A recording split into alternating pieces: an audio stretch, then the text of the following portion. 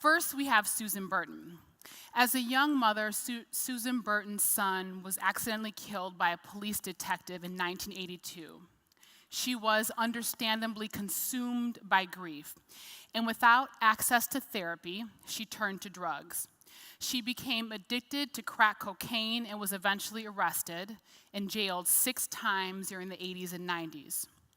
Upon her last prison release, the prison guard told her as she was leaving again that he'd see her soon.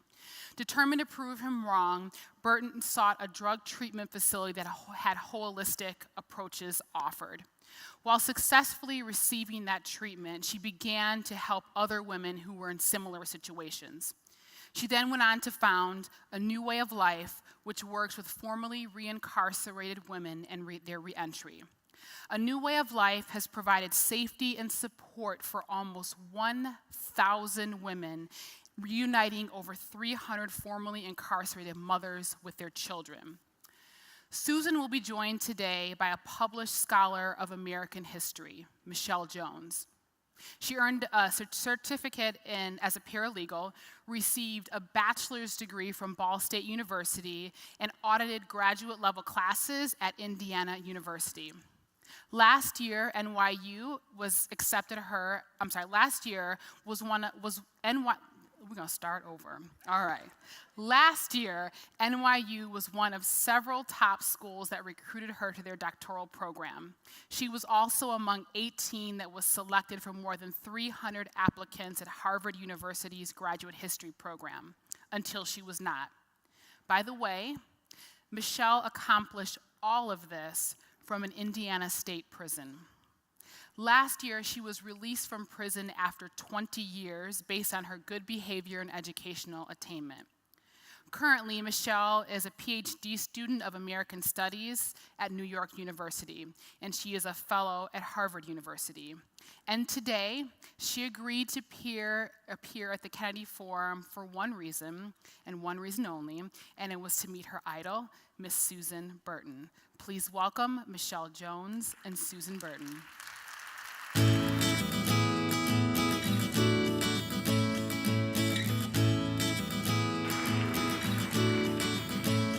Wow. Thank you. Thank you, Kennedy Forum, for inviting us. So Yes. as Ms. Dozer said, I'm here because of this fantastic woman here.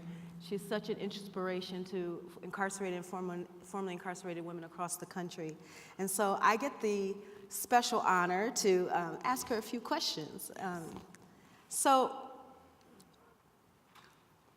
when you went to open up this new way of life, something that very few people had done, and certainly not people who were formerly incarcerated, what inspired you? What was the driving force behind starting a new way of life? So I had been incarcerated 6 different times for possession of a drug. Clearly, I was a grieving mother, hurting woman, and I needed something. So I accessed services in Santa Monica. And in Santa Monica, they had this whole different approach to addiction. People there got court cards, got remanded to treatment, awesome. Did community service. But in South LA, where I'm from, we got cuffs, chains, and this horrible treatment. So after 100 days in Clare, the treatment facility in Santa Monica, I said, you know, why isn't this offered in my community? You know, we were hit hard by the war on drugs. Yeah. And I went to work and you know, I found a solution. When you find a solution to a problem, it's then my responsibility, I feel, to provide that solution. That's awesome. So I got a little house, and I'd go down to the bus station where my friends, my colleagues was getting off the bus, and I'd offer them a bed, a place to live, amazing. a safe place to live. Safe place. That's amazing. And that's how A New Way of Life started. That's awesome. That's awesome. It's an amazing story. So you took your story, very deeply personal about your trip and the travails of losing your son and going to prison, to into a book, into a memoir. And if anyone has read, if those of you who have read the book, the vulnerability in which she gave in that really, really open story just really touched me to my core. So talk about the vulnerability that you had to go through in order to get to that space to tell that very raw, real story. First of all, I want to say that there was a period of writing the book where I had to relive all of those experiences, and it was so sad. One day I woke up and I'm sitting on my couch and I'm going through and going over all of the pages, and it just felt like the whole world was a big ball of sadness just enveloping me. Yeah.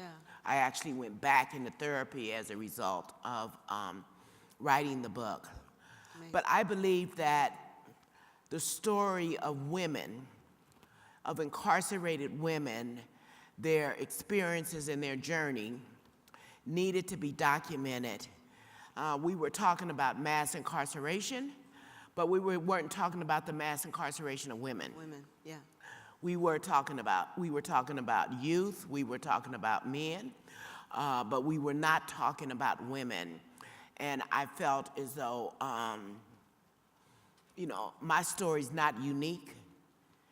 It's the story of the hundreds of thousands of women in this country whose trauma and abuse ends up being criminalized. Absolutely. So I just, went deep back to my earliest memories and put it all out there for the nation to understand what's happening what's happening to women that are in our prison system. It's amazing. It was an amazing story. I don't know, for those of you who have not read the book, I suggest you read it because in addition to it being a wonderful book on its own, it recently won the 2018 NAACP Image Award for Best Autobiography. Yes. And so we're going to give you a round of applause for that because that's an amazing achievement. Absolutely. So you've been a part of this work 10, 20, 25 years? 20 years. 20 years. Yeah. I mean, it's a total of like 40 years. I'm an old lady now, right? But you look good. 20 years in, 20 years out, right? Right. 20 years cycling in and out, and 20 years building a new way of life. So Next year will be 20 what years. inspires you to keep doing this work? Especially with all the sadness and... Yeah, I mean, all there's that goes along with it. sadness, but there's been victory. Yeah, talk about that. That guard that told me, I'll be back. What I have to say to him, I'm coming back all right, but I'm coming back to lead every woman I can to freedom. That's right, that's Yeah. right. It's amazing. But I see the women who heal and get an opportunity to stand up and have a voice. I see the children whose eyes light up when I walk into the room and they say, Miss Burden this, Miss Burden that, Miss Burden. And I know that they're safe.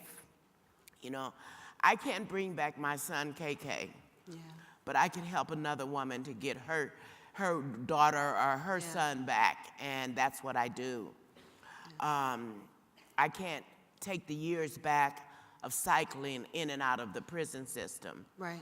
But I can help another woman to not cycle in and out.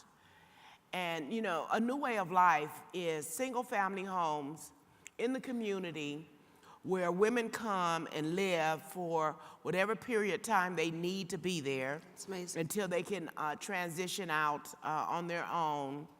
And it's just such a simple concept, like your house, the house you were raised in, that we create a family of support.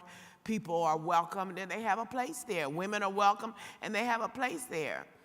They have responsibilities and, you know, they grow back into the community. So it's just such a simple concept. Yeah. And so my dreams, you know, I dreamed of just helping a woman. Yeah.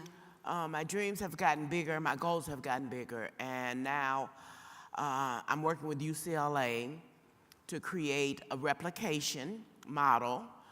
And there are people asking me all over the nation if I can help them to start a reentry home, like a new way of life. So the next goal is to start to create a national network. That's awesome. Of reentry homes to help communities across the nation to usher women back into their community. And not only women, men too. Absolutely. But my primary focus is women. So talk a little bit about this, I use the word legacy, but talk a little bit about this passing of the baton. Yes. That you have been able to do over these last 2 decades. Talk Yeah. about that. Yeah, well, Because now you're I'm- helping other formerly incarcerated women Yeah. do what you do. Yeah, I That's mean, so important.